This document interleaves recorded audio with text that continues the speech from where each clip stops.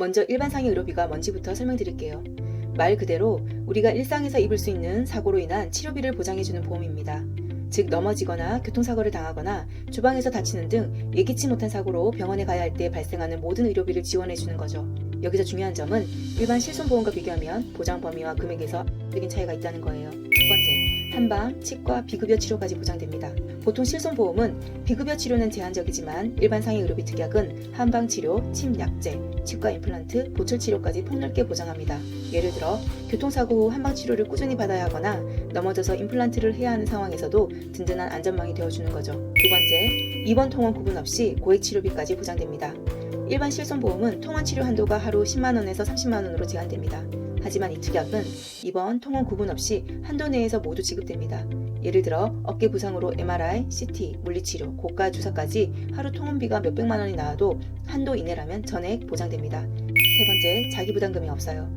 실손보험은 급여, 비급여 각각 자기부담이 있어요. 하지만 일반 상해 의료비 특약은 100% 지급되는 점 또한 장점이 되겠네요. 네 번째, 고가 보조기구 구입 비용까지 보장됩니다. 팔걸이, 목발, 의족 등 사고 후 필요한 고가 보조기 구입 비용도 포함됩니다. 단순히 의료비뿐 아니라 사고 후 일상생활 복귀를 위한 실질적인 지원이 되는 거죠. 다섯 번째, 산재, 자동차 보험 처리 금액의 50%가 추가 보장됩니다. 보통 실손보험은 산재나 자동차 보험으로 이미 보상을 받으면 추가 지급이 안 되지만 이 특약은 받은 금액의 50%를 추가 지급합니다.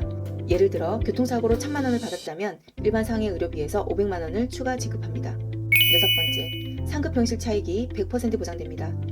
실손보험은 상급병실 차액 50%, 일일한도 10만 원으로 제한됩니다. 그래서 일반적으로 10만 원 보장된다고 생각하시면 되는데요. 일반 상해 의료비 특약은 최대 7일까지 실제 발생 금액 전액 100% 지급됩니다. 예를 들어 하루 50만 원씩 5일간 상급병실을 사용하면 일반 실손보험은 50만 원만 보장되지만 이 특약은 250만 원 전액 지급됩니다. 일반 상해 의료비는 이렇게 좋은 특약은 맞지만 실손 전환 시 어떤 회사는 실손 담보만 전환 가능한 옵션이 있고 어떤 회사는 무조건 같이 해지됩니다. 따라서 반드시 해당 보험사 고객센터에 실손 전환 시 일반 상해 의료비 유지 가능 여부를 확인해야 합니다. 일반 상해 의료비가 좋은 특약은 맞지만 불가피하게 실손 전환을 해야 할 경우 이 특약이 사라질 수도 있는 점을 고려하시고 본인의 경제 상황, 직업 등 전체적으로 판단해서 일반 상해 의료비를 유지하는 것이 좋은지 아니면 이 특약이 폐지되더라도 실손 전환을 해야 하는지는 신중하게 판단해야 해요.